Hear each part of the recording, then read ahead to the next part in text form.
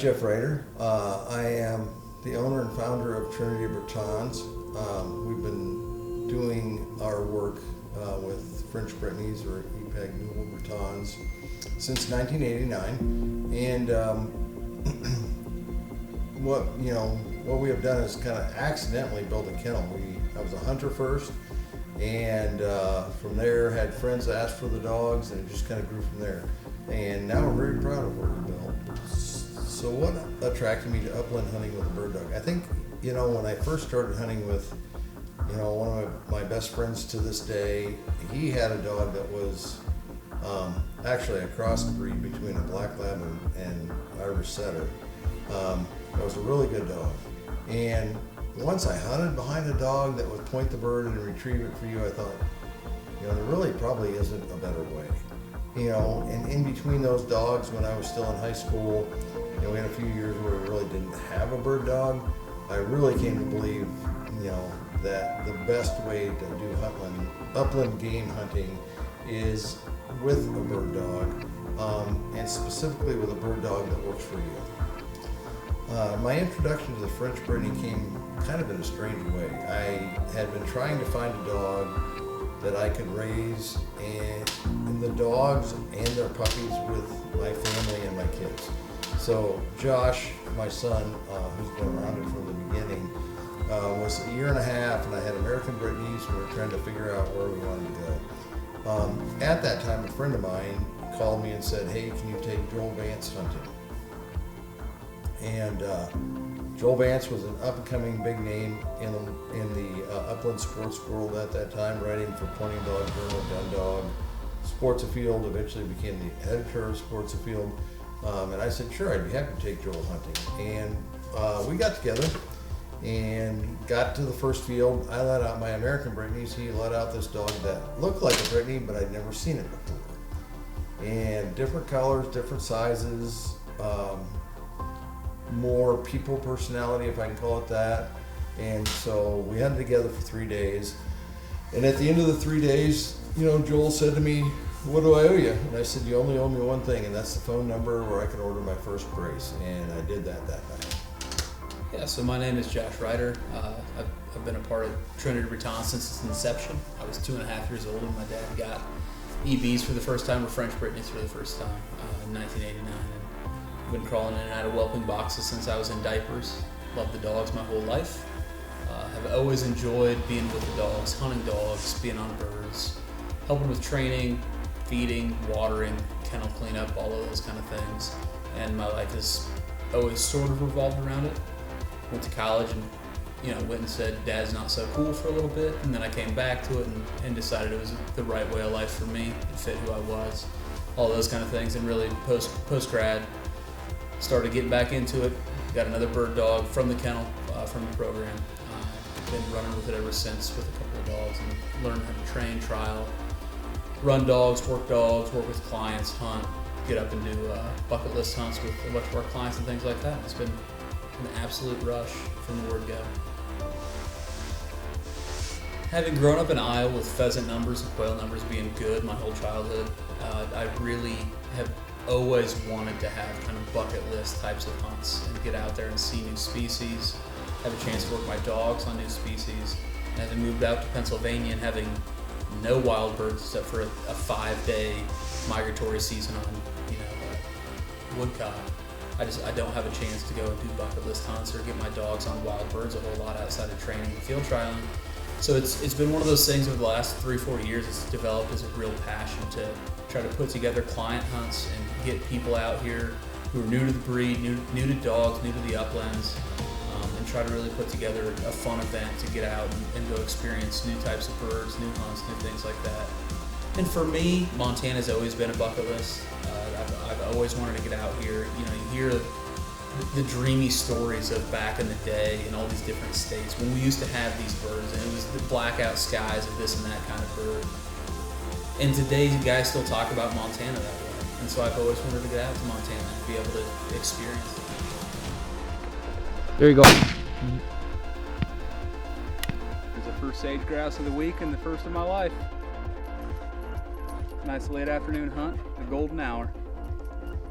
Having come out here, It took a lot of miles for smiles to be able to put 20 miles, 25, 30 miles in over the last 3 days to go and dig out birds and find them, but it was all so worth it to get to see the dogs work, new cover, new topography, new things like that. To get to see my dad shoot a Sharpie this afternoon was an absolute blessing and a rush for him. Sorry, he teared up for the second time this week tonight shooting a Sharpie, so it was very cool for me. And it's part of the reason I love to get out and hunt, is to be with my father out in the uplands and see him check off bucket list items at the same time I am. So it's one of those things, it's a family deal, but it's one of those things that the dogs draw us together. Everybody has a nice dog, we get out there and we all want a different thing in our dog, but we get out and we have fun and the dogs do their thing and we get to fire a gun once in a while, and that's more than enough. And we won't stop doing it. So we're here in Montana. Butch is from Montana, I'm from Iowa. We have people here from all over the country, and we're sharing our love for the dogs by doing some hunting together on some birds that most of us have never chased. So it's been interesting and a fun time. What do dogs do for us? We just won the National Conclave, and my wife wrote a real interesting post on Facebook. She talked about the people, the dogs, what it's done for our family, what it's done for our kids. And so there's such a big impact when you ask that question, what have the dogs done? It's helped us to meet people all over the world. It's helped us as a family learn discipline and training, and also taught all the kids how to handle animals. And for me, the other thing is all the friendships. I've made friends around dogs my whole life. So, and those are very dear friendships. So I really think that's, an overview of what it has done for us. There's no doubt that the best friend you'll ever have is your gun dog buddy. No doubt. That's what it's meant to me for all these years that I have put back into the games. I would say, I'd elaborate a little bit more if I ever thought my wife would never hear this, because she's always complained about the dogs are number one in my life, and they're not. I've told her that, she doesn't believe it. But the dogs are so important to me. If I'm having a bad day, the one thing that I don't do is train, but I will sure as heck get a dog out, or a puppy. There's been volumes wrote on the smell of puppy breath alone. And by taking that a little further, and when you get to see that pup's first find, and you get to shoot that bird, I mean, there's no bigger thrill. There's none. And I got goosebumps just thinking about it. And I'm 73 years old. I don't know what's going to happen. Anyway, I just think without dogs, would I be doing this? And the answer is no. It's a combination that I've lived with forever, and I want to continue it till I don't live anymore. So, as I stated earlier, I'm really a hunter. I really didn't intend to start a kennel in the beginning. I fell in love with the dogs, bought some of the dogs, was hunting them, was very happy with them, and then friends came back to me and said, hey, would you please breed your male to your female? I'd really like a puppy. And it was kind of funny, that first letter was like, okay, we have these 3 guys that want puppies, she had 7, now what do we do with the other 4? So we had to learn to advertise and market and do a few things. But after that experience, it was kind of like, okay, why am I breeding? So what can I do? And selfishly, what can I do for our kennel, our family at the time, to make the dogs better over time? And that's become a significant passion of mine over 33 years. My wife talks about it, my kids talk about how I will pore over pedigrees, I will evaluate dogs, do all these things to always try to produce a litter next time than better is the litter we just had this time. And I think if you're a responsible breeder, that's really what you need to do. If you're not doing that, then I have the question for you, what are you doing and why are you doing it? And so in our kennel, we're trying to focus on a particular line and really trying to bring in as many dogs from that line as possible, keep focusing on the line, tightening up on the line. And I think the results show in the elevage. You know, when you're able to produce a string of dogs year after year that is voted the elevage winner, it shows that you're consistent, that not only are you consistent, the dogs are good. The judge was from Spain this year, and and she said to me, very good heads, very good top line, very good structure, very nice dogs. And that's what we're shooting for. How do you make it better over time? And you will make mistakes in doing that if you do it long enough. You'll come to a breeding that you want to take the chance on because you believe that's the next best breeding, and maybe things don't go as well as you planned. That happens as a breeder. But if you're not pushing that edge, I think you're always breeding on the side of caution, and you never really know what you're going to get. I won't go too deep down the rabbit hole on that, but it's a very interesting study to be a breeder, to be a responsible breeder, to have a program that you're breeding to, versus just breeding to dogs to sell puppies. So, big difference.